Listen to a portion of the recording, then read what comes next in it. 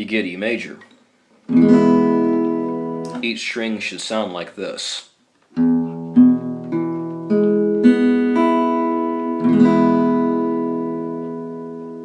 Be careful that this part of this index finger doesn't touch the B string. That would sound like this. You heard that. I'm going to fix that. See how little movement it took. Okay? A major. Looks like that. That looks like a lot of weirdness right there. Here's really what's happening. The D, G, and B string, all in fret space 2, are being held down by the index, ring, and middle of the left hand. And you don't strum the bottom E string. That right there, don't play that. Just go from the A string down.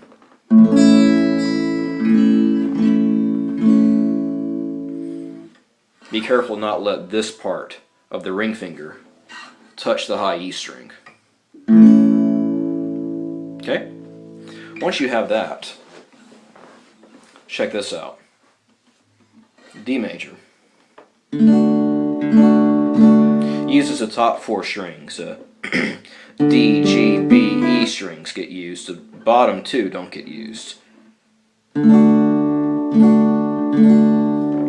Okay? Here's how we build the chord. First, start with the middle finger.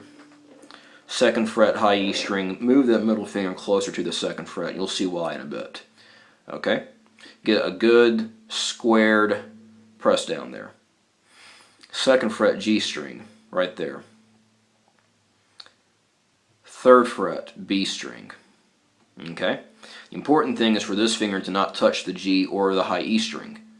Just press down 3rd fret, B string. That's what it looks like right there.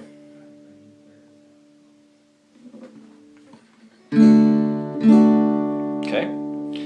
Here's another chord. This is called C major.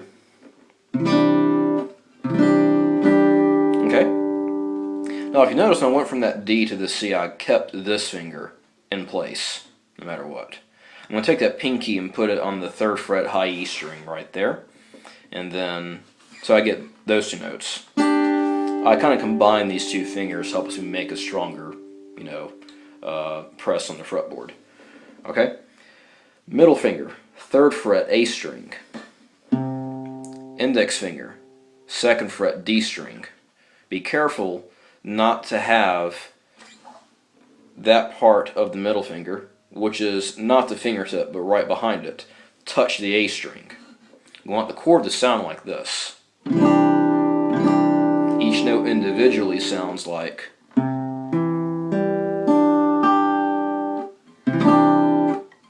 Right? Okay. So, and be careful to not, I already said that actually about the middle finger touching a D string. Here's what it sounds like.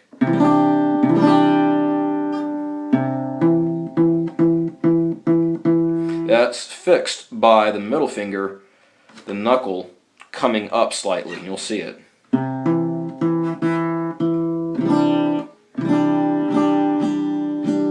Okay?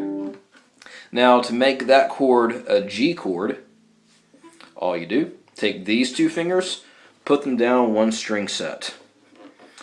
Index finger, 2nd fret A string, and then a middle finger, 3rd fret low E string.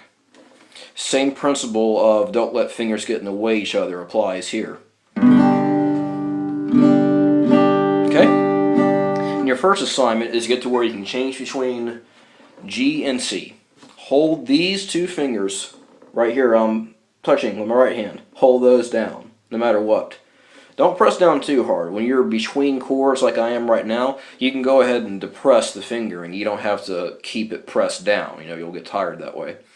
So I'm going to hold this down, and I'm going to take these 2 fingers and move them between this string set and that one. That and that. Just like that. That and that. moving from the G to the C chord.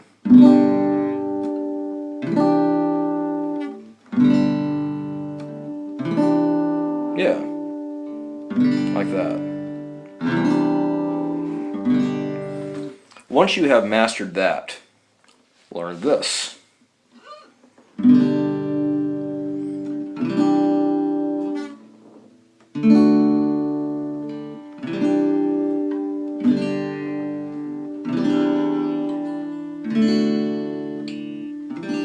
In case you haven't figured it out, I'm going from the G to the C to the D.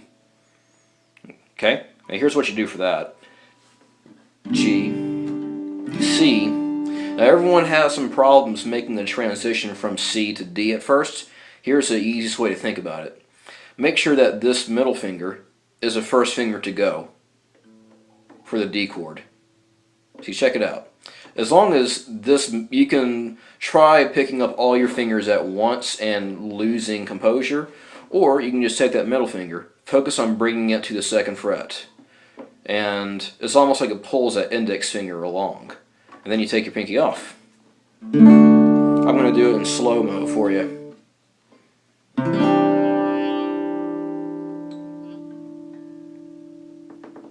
There you go. So just get to where you can go.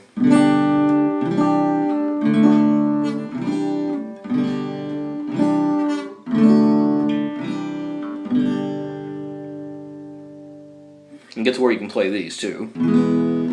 We'll do more with those later, and you'll see.